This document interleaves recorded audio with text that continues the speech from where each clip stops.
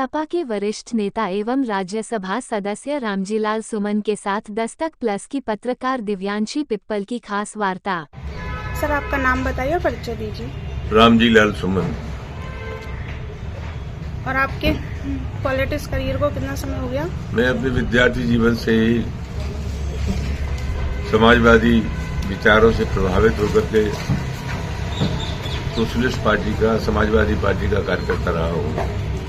जी, आपने 1971-72 में हम गिरफ्तार हो गए थे और इस देश में जब आपातकाल लगा 25 जून 1975 को, तो आपातकाल में जेल गए।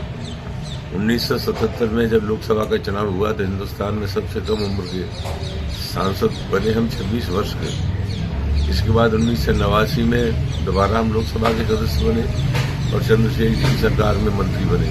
मैं 4 बार लोकसभा का सदस्य रहा हूँ और 5वीं बार राज्यसभा का सदस्य बना। आपका सर पॉलिटिक्स में आने का उद्देश्य क्या था? पॉलिटिक्स में आने का हमारा उद्देश्य था कि समता मूलक समाज बने, ये जो ऊंच नीचे ये खत्म हो, सामाजिक आर्थिक विषमता खत्म हो और एक ऐसा समाज बने जहाँ व्यक्ति द्वारा व्यक्ति का शोषण न हो, ये उद्देश्य था। और समाजवादी मूल्यों को लेकर के हम राजनीति में आए थे। तो आप जो उद्देश्य को लेकर राजनीति में आए थे, क्या वो सफल हुए अभी तक?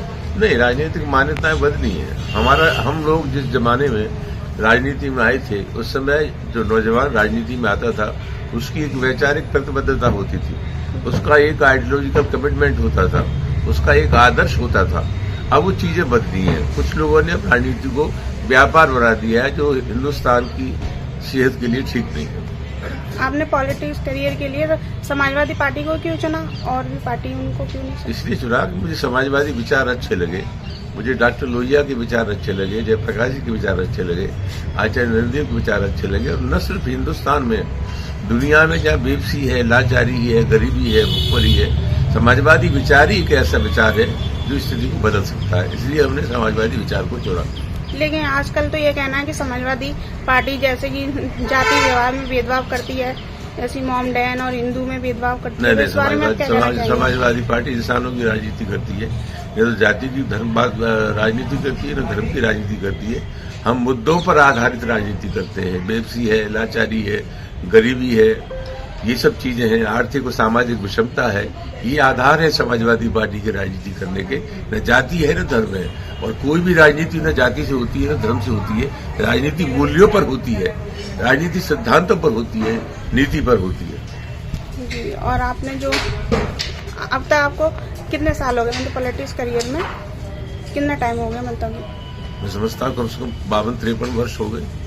47 साल पहले तो हम MP बन गए थे, 26 साल के। अब मैं राज्यसभा का सदस्य बना हूँ। लोकसभा में कोई उस वर्ष 77 का MP है, राज्यसभा में कोई MP है। मैं सीनियर मोस्ट हूँ पूरे देश में। तो अब जो 2024 के चुनाव आने वाले हैं, इस बारे में आप क्या कहना चाहते हैं सर? 2024 के चुनाव में समाजवादी पार्टी की तैयारी है।